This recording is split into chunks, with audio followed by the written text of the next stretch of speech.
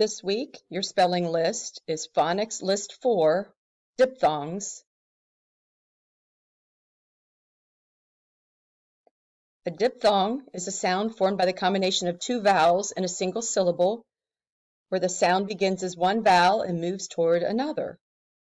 And the ones you'll be dealing with are these.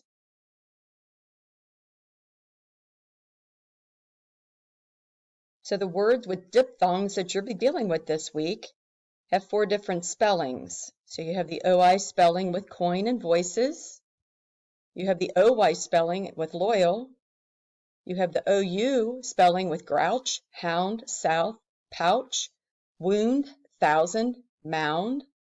And you have the OW spelling with tower, cowboy, howl, frown, flower, and brown.